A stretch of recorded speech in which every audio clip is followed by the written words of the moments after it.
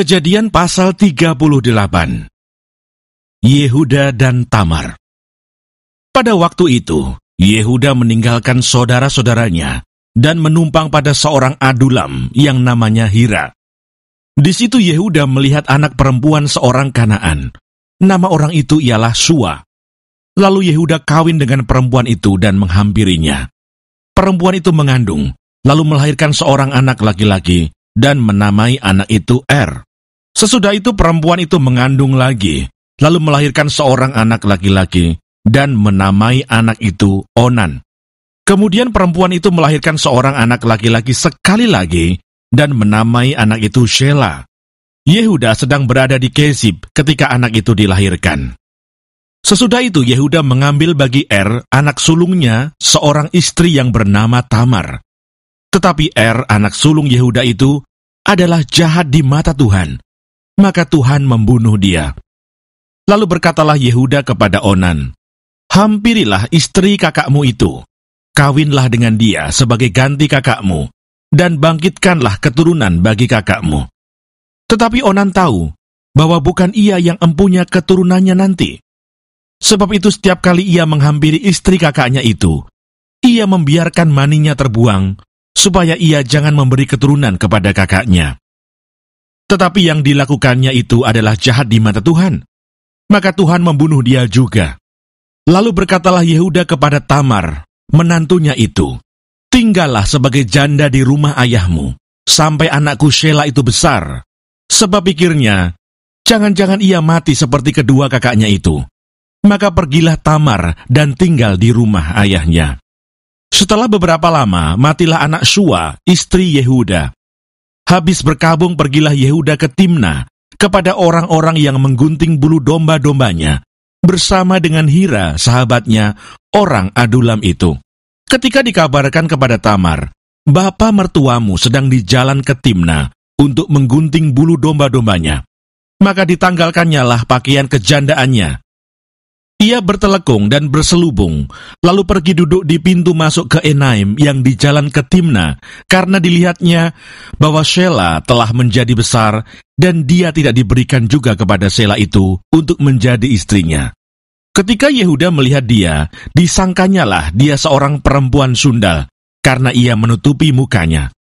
Lalu berpalinglah Yehuda mendapatkan perempuan yang di pinggir jalan itu serta berkata, "Marilah, aku mau menghampiri engkau."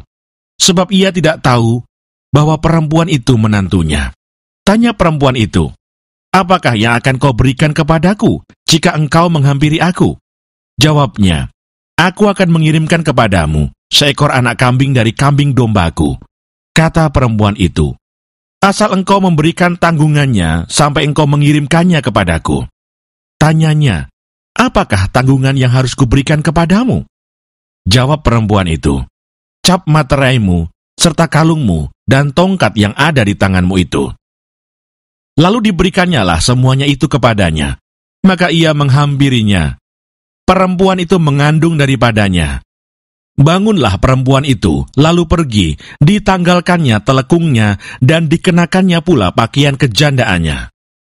Adapun Yehuda, ia mengirimkan anak kambing itu dengan perantaraan sahabatnya, orang adulam itu, untuk mengambil kembali tanggungannya dari tangan perempuan itu. Tetapi perempuan itu tidak dijumpainya lagi. Ia bertanya-tanya di tempat tinggal perempuan itu, "Di manakah perempuan jalang yang duduk tadinya di pinggir jalan di Enaim itu?" Jawab mereka, "Tidak ada di sini perempuan jalang." Kembalilah ia kepada Yehuda dan berkata, "Tidak ada kujumpai dia." Dan juga orang-orang di tempat itu berkata, "Tidak ada perempuan jalang di sini." Lalu berkatalah Yehuda, "Biarlah barang-barang itu dipegangnya, supaya kita jangan menjadi buah olok-olok orang. Sungguhlah anak kambing itu telah kukirimkan, tetapi engkau tidak menjumpai perempuan itu." Sesudah kira-kira 3 bulan dikabarkanlah kepada Yehuda, "Tamar menantumu bersundal, bahkan telah mengandung dari persundalannya itu." Lalu kata Yehuda, "Bawalah perempuan itu supaya dibakar." Waktu dibawa, perempuan itu menyuruh orang kepada mertuanya mengatakan, "Dari laki-laki yang empunya barang-barang inilah aku mengandung." Juga dikatakannya, "Periksalah siapa yang empunya cap meterai serta kalung dan tongkat ini." Yehuda memeriksa barang-barang itu lalu berkata, "Bukan aku, tetapi perempuan itulah yang benar, karena memang aku tidak memberikan dia kepada Shelah anakku, dan ia tidak bersetubuh lagi dengan perempuan itu." Pada waktu perempuan itu hendak bersalin, nyatalah ada anak kembar dalam kandungannya, dan ketika ia bersalin, seorang dari anak itu mengeluarkan tangannya, lalu dipegang oleh bidan, diikatnya dengan benang kirmisi serta berkata, "Inilah yang lebih dahulu keluar." Ketika anak itu menarik tangannya kembali, keluarlah saudaranya laki-laki dan bidan itu berkata, "Alangkah kuatnya engkau menembus keluar." Maka anak itu dinamai Peres. Sesudah itu keluarlah saudaranya laki-laki yang tangannya telah berikat benang kirmisi itu, lalu kepadanya diberi nama Serah. Kejadian pasal 39. Yusuf di rumah Potifar. Adapun Yusuf telah dibawa ke Mesir, dan Potifar seorang Mesir, pegawai istana Firaun, kepala pengawal raja, membeli dia dari tangan orang Ismail yang telah membawa dia ke situ. Tetapi Tuhan menyertai Yusuf, sehingga ia menjadi seorang yang selalu berhasil dalam pekerjaannya. Maka tinggallah ia di rumah tuannya, orang Mesir itu. Setelah dilihat oleh tuannya bahwa Yusuf disertai Tuhan dan bahwa Tuhan membuat berhasil segala sesuatu yang dikerjakannya, maka Yusuf mendapat kasih tuannya dan ia boleh melayani dia. Kepada Yusuf diberikannya kuasa atas rumahnya, dan segala miliknya diserahkannya pada kekuasaan Yusuf. Sejak ia memberikan kuasa dalam rumahnya dan atas segala miliknya kepada Yusuf, Tuhan memberkati rumah orang Mesir itu karena Yusuf, sehingga berkat Tuhan ada atas segala miliknya, baik yang di rumah maupun yang di ladang. Segala miliknya diserahkannya pada kekuasaan Yusuf, dan dengan bantuan Yusuf, ia tidak usah lagi mengatur apa-apapun selain dari makanannya sendiri. Adapun Yusuf itu manis sikapnya dan elok parasnya. Selang beberapa waktu istri tuannya memandang Yusuf dengan berahi, lalu katanya, "Marilah tidur dengan aku." Tetapi Yusuf menolak dan berkata kepada istri tuannya itu, "Dengan bantuanku, tuanku itu tidak lagi mengatur apa yang ada di rumah ini, dan ia telah menyerahkan segala miliknya pada kekuasaanku. Bahkan di rumah ini ia tidak lebih besar kuasanya daripadaku, dan tiada yang tidak diserahkannya kepadaku, selain daripada engkau, sebab engkau istrinya. Bagaimanakah mungkin aku melakukan kejahatan yang besar ini dan berbuat dosa terhadap Allah?" Walaupun dari hari ke hari perempuan itu membujuk Yusuf, Yusuf tidak mendengarkan bujukannya itu untuk tidur di sisinya dan bersetubuh dengan dia. Pada suatu hari masuklah Yusuf ke dalam rumah untuk melakukan pekerjaannya, sedang dari seisi rumah itu seorang pun tidak ada di rumah. Lalu perempuan itu memegang baju Yusuf sambil berkata, "Marilah tidur dengan aku." Tetapi Yusuf meninggalkan bajunya di tangan perempuan itu dan lari keluar. Ketika dilihat perempuan itu bahwa Yusuf meninggalkan bajunya dalam tangannya dan telah lari keluar, dipanggilnyalah seisi rumah itu, lalu katanya kepada mereka, "Lihat, dibawanya kemari seorang Ibrani, supaya orang ini dapat mempermainkan kita.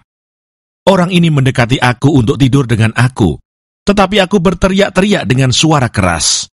Dan ketika didengarnya bahwa aku berteriak sekeras-kerasnya, ditinggalkannyalah bajunya padaku.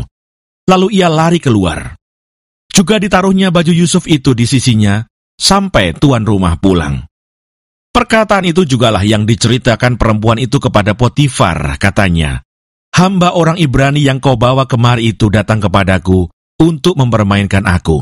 Tetapi ketika aku berteriak sekeras-kerasnya, ditinggalkannya bajunya padaku, lalu ia lari keluar."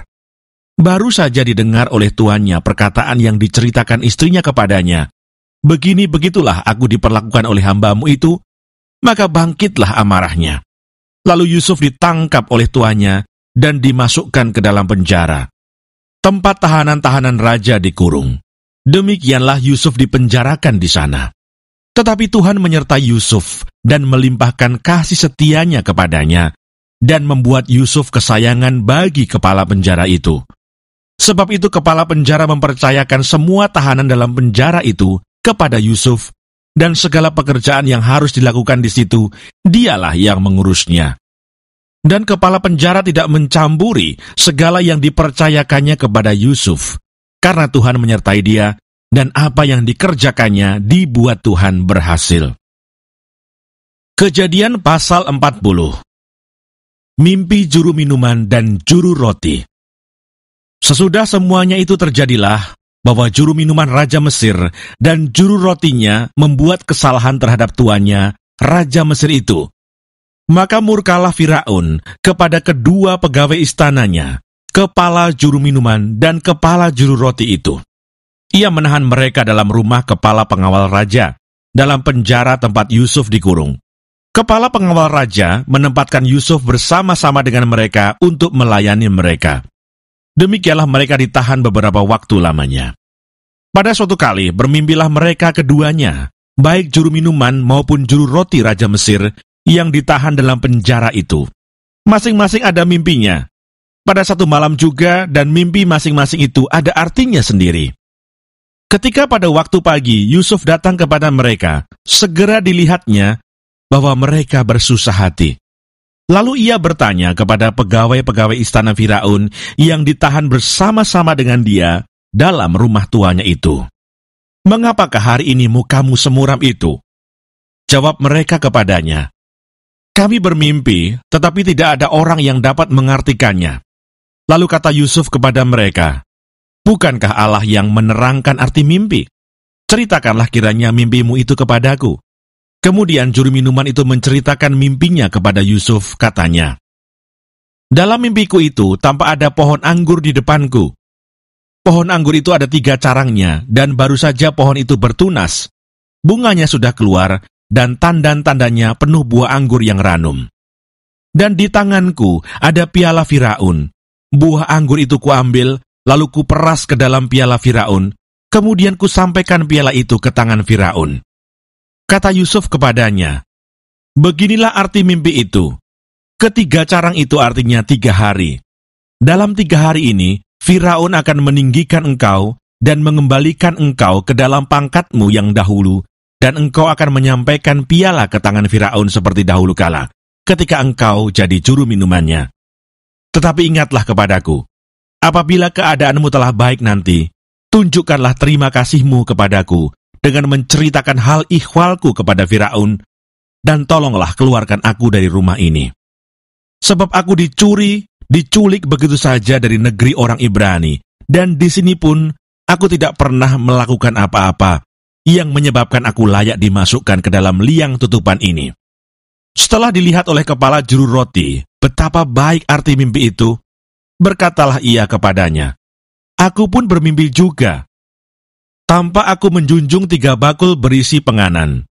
Dalam bakul atas ada berbagai-bagai makanan untuk Firaun, buatan juru roti, tetapi burung-burung memakannya dari dalam bakul yang di atas kepalaku."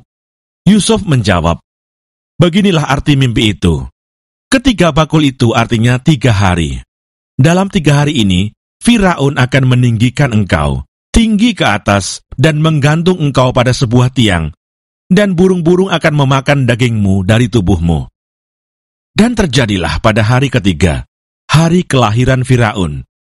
Maka Firaun mengadakan perjamuan untuk semua pegawainya. Ia meninggikan kepala juru minuman dan kepala juru roti itu di tengah-tengah para pegawainya. Kepala juru minuman itu dikembalikannya ke dalam jabatannya, sehingga ia menyampaikan pula piala ke tangan Firaun.